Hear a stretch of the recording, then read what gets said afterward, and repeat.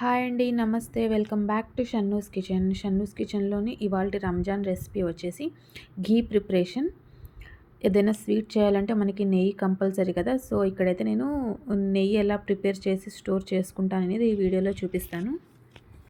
రోజు పాలను వేడి చేసిన తర్వాత ఆ పాలను మేము ఫ్రిడ్జ్‌లో పెట్టుకొని దాని మీద మీగడ ఏదైతే వస్తుందో ఆ మీగడని ఒక డబ్బాలో వేసుకొని స్టోర్ చేసుకుంటాము.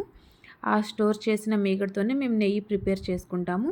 ఇప్పుడొచ్చేసి ఆ మీగడ మొత్తాన్ని ఒక పెద్ద బౌల్‌లో వేసుకున్నాను. ఇదొచ్చేసి మనకి ఐస్ క్రీమ్ బీటర్ ఉంటుంది గదా! ఆ బీటర్‌తోనే నేను ఎప్పుడూ నెయ్యి అనేది ప్రిపేర్ చేస్తాను. ఈ బీటర్‌ని నాన్ స్టాప్‌గా ఒక 15 మినిట్స్ బీట్ చేస్తే గనక మనకి నెయ్యి అనేది తయారవుతుంది. ఇంకా ఎటువంటి ఎక్కువ గిన్నెలు కూడా పడవు. మనం మిక్సీలో వేసి తిప్పుకునే అవసరం కూడా ఉండదు. ఈ బీటర్‌తో చాలా ఈజీగా వెన్న అనేది మనం తయారు చేసుకోవచ్చు. మీగడని ఈ బౌల్‌లో వేశాక అందులో ఒక 2 గ్లాసుల వరకు నీళ్లు పోసుకొని ఒక 15 మినిట్స్ నాన్ స్టాప్‌గా బీట్ చేసుకుంటే గనక మనకి వెన్న అనేది వస్తుంది. ఇదిగోండి ఇక్కడ వెన్న అయితే తయారైపోయింది. జస్ట్ ఒక 15 నిమిషాలు మాత్రమే నేను బీట్ చేసుకున్నాను. ఈ విధంగా వీడియోలో చూపిస్తున్నట్టుగా వెన్న అయితే తయారవుతుంది.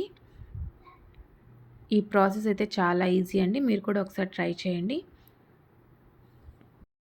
ఇప్పుడు ఈ వెన్నని చిన్న చిన్న ముద్దలుగా చేసుకొని ఇలా నీళ్ళలో వేసుకోవాలి. నీళ్ళలో వేసుకొని ఒకసారి శుభ్రం చేసుకొని అప్పుడు వేడి చేసుకోవాలి. ఈ విధంగా శుభ్రం చేసుకొని ఒక బౌల్‌లో వేసుకొని అయితే వేడి చేసుకుంటున్నాను. నెయ్యి ఎప్పుడూ కూడా కొంచెం లోతు ఎక్కువగా ఉండే గిన్నెలోనే వేడి చేసుకోవాలి. నెయ్యి ఎక్కువగా పొంగుతూ ఉంటుంది. అందుకని చెప్పేసి బాగా లోతుగా ఉన్న గిన్నెలోనే నెయ్యి అనేది వేడి చేసుకోండి. పొంగుతున్నప్పుడు ఈ విధంగా కలుపుతూ ఉంటే అది బయటకి పొంగకుండా లోపల లోపలనే తగ్గిపోతుంది. 20-30 నిమిషాలు ఈ విధంగా లో ఫ్లేమ్ మీద కలుపుతూ ఉడికించుకుంటే గనక మనకి నెయ్యి అనేది తయారైపోతుంది. మనం కలపకుండా అలాగే వదిలేస్తే నెయ్యి అనేది కింద అడుగంటిపోతుంది. ఇందులో ఒక 2 లవంగాలను వేసుకొని నెయ్యి వేడి చేసుకుంటే ఫ్లేవర్ అనేది బాగుంటుంది. నెయ్యి అనేది బయటకు పొంగకుండా ఈ విధంగా కలుపుతూ నెయ్యిని వేడి చేసుకోండి.